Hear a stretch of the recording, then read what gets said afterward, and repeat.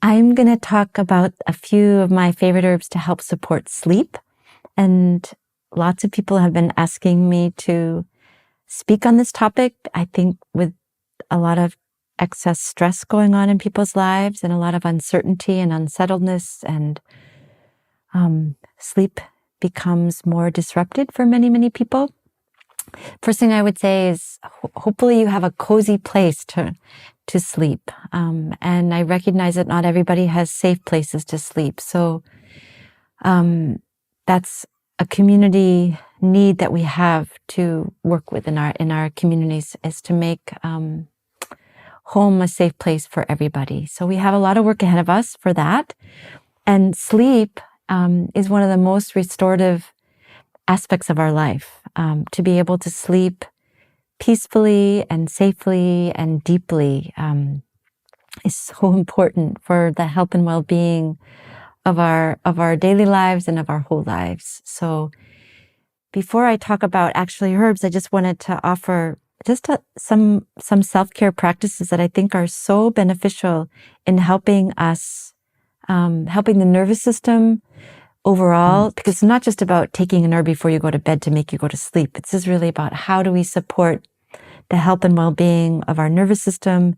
How do we keep our minds in a more peaceful, calm state, even when there's just a lot of chaos going on around us? And how do we settle the heart? So being able to have regular rhythm in one's life, that you get up at the same time and you go to bed at the same time, is really, really important for helping to settle the nervous system. So the nervous system begins to have a regular rhythm. It can rely upon that to know that at the same time, pretty much every day, every night, there's going to be a rising and a retiring. In this time of electronic devices, they really can almost shatter the health of the nervous system at times, especially if people are just on their devices all the way up until they go to bed, or watching overstimulating movies, or on their computer screens. So stop your screen time at least 2 to 3 hours before you go to bed, and think about other aspects that help to begin to settle the nervous system. Time with your family, creative time with yourself, even being able to be outside when the weather is lovely and warm, having a cozy fire if you live with a wood stove or a fireplace, having just things that help you to relax and settle, beautiful music that's relaxing, whatever it is for you, is really important. And then also in the rhythm of the day, and each person's constitution is going to be different. So in Ayurveda, we say, if possible, to be up by 6 in the morning. And even for some of us who find the early morning, like between 4:30 and 6, for many people, it's a time of deep quiet, and prayer and meditation we can be more quiet and concentrated at that time. So it depends on your lifestyle, where you live, who you live with, all the different factors. But if you can begin to have that regular rhythm. Also, foot baths are very, very relaxing to the body. So if you're somebody who's enduring a tremendous amount of stress and uncertainty and you're just not sleeping well, consider getting yourself just even a plastic dish tub that you can fill with hot water and either some of the nice relaxing herbs like chamomile and lavender, that you can make a strong tea and put it in your foot bath and just soak your feet for 10 minutes. And what I do when I soak my feet is I just keep a hot pot of hot water right there. So I can just keep putting hot water into that tub so that I can have like 10 to 15 minutes of really warm water that I can just feel my body just start to relax.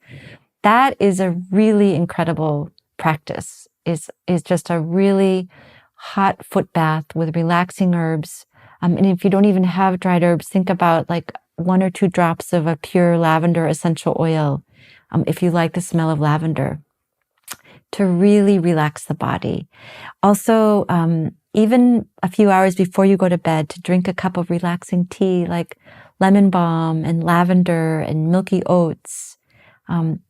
Those kind of herbs that really help to relax the body. Rose petals are wonderful in tea. When we're feeling a cup of warm tea, and that the stopping and the making of a cup of tea. You boil your water, you put your different herbs into your jar or teapot, and then you pour the water and you let it infuse, and then you hold that cup of water and you drink it.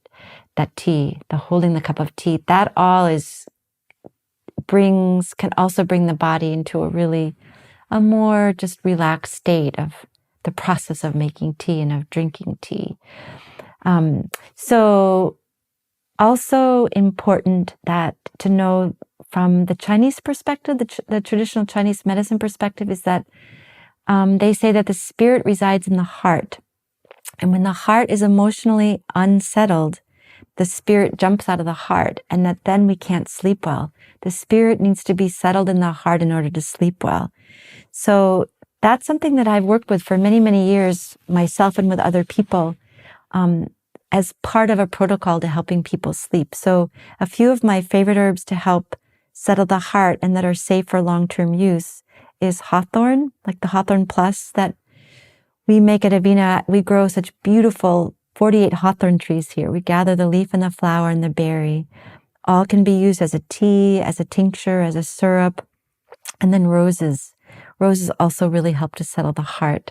So whether you're making a rose petal tea or a rose petal honey, or you've made yourself an oxymel or a rose petal elixir, however it is that you might be using rose, both of those can be used long-term, a little bit every day, as you're helping to really settle the heart. If you're on a pharmaceutical for any kind of a heart medication, please just check with your medical person. The other couple herbs that are beautiful in teas for settling the heart and really relaxing the nervous system, one is lemon balm and the other is linden flowers. They're also very, very settling to the heart. So those kind of herbs like lemon balm, linden, rose, milky oats, lavender, lemon balm, as I said, they really help overall to also relax the nervous system. And you can take those throughout the day. You don't just take them before bed, because you're trying to help the body to be in a more relaxed state throughout the whole day. And then when you come to the end of the day, whatever herbs you might want to be taking, again, just supporting sleep. Now, lemon balm is an interesting herb because lemon balm really helps to ease a feeling of overwhelm and kind of an ease of just an agitation and a little bit of anxiety. Lemon balm also, like I made a formula many, many years ago. It's probably close to 35 years ago, I made Hop to Bed. And Hop to Bed has lemon balm in it and also valerian root and hops and skullcap. And those four herbs have a nice synergy with each other when taken together for people who are really struggling with going to sleep. Now, valerian is a stronger herb. I use it primarily for relaxing the muscles when there's a lot of muscle tension. Valerian is really helpful, and valerian will help to induce sleep. So I keep a little Hop to Bed actually by my bed. So if I wake up in the night and I'm unable to go back to sleep, that's the one that I reach for. Or if I've had a really stressful day and I find myself just unable to go to sleep, those four herbs have a really nice synergy. Skullcap is an amazing herb by itself as a skullcap tea, as a tincture. Fresh tea is the best. And then a fresh skullcap glycerate, non-alcohol glycerate, or a fresh skullcap tincture.